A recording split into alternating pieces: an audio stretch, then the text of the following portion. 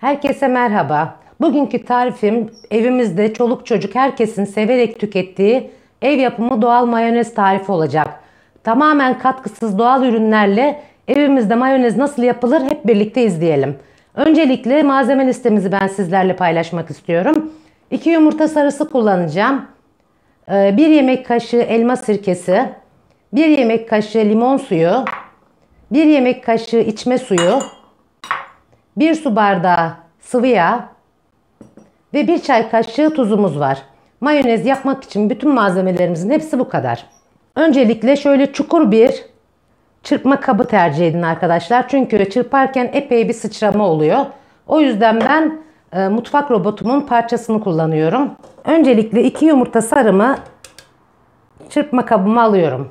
Üzerine 1 yemek kaşığı suyumu ekliyorum ve 1 çay kaşığı tuzumu ekliyorum. Ve mikserle yumurtamız tamamen krema kıvamına gelinceye kadar çırpalım.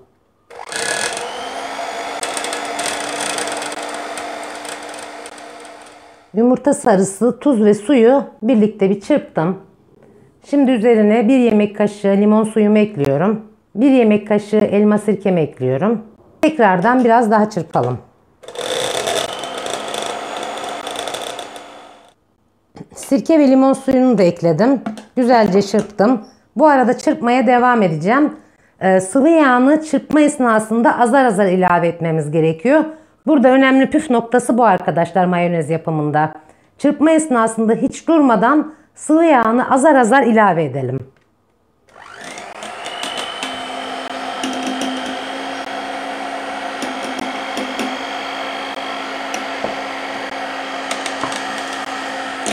Bir miktarını ekledim. Biraz çırptıktan sonra kalan miktarını ekleyeceğim.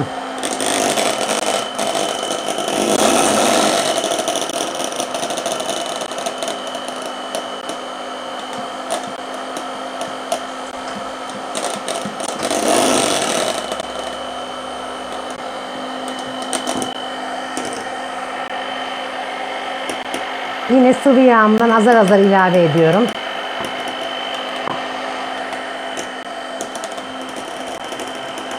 Şimdi kalan sıvı yağımı tekrar ekliyorum. Bu aşamada mikseri hiç kapatmadan çırpmaya devam ediyorum. Ve burada mayonezimizin kıvamını gözlemleyeceğiz çırparken. İstediğimiz kıvamı elde edinceye kadar çırpma işlemine devam edelim.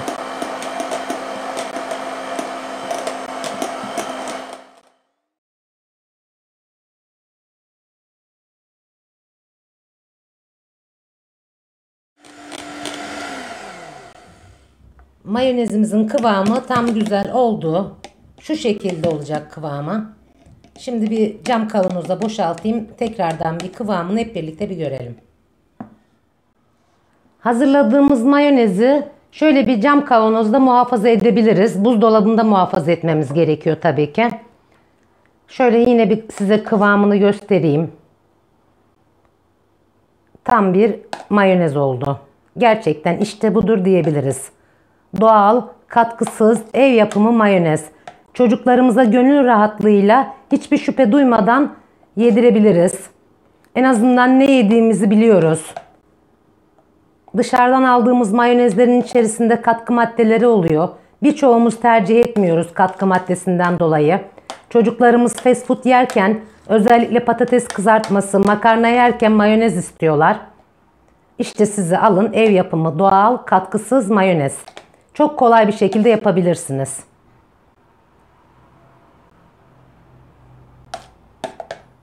Mutfakta hiçbir becerisi olmayan insan bile bu mayonezi rahatlıkla 5 dakika içerisinde yapabilir.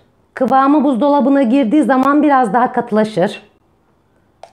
Yani çok akışkan olduğuna bakmayın. Gerçi zaten mayonezler, hazır aldığımız mayonezler de böyle akışkan oluyor. Tabii ben kavanoza doldururken biraz kirlettim etrafı ama dışını temizleriz. Problem değil.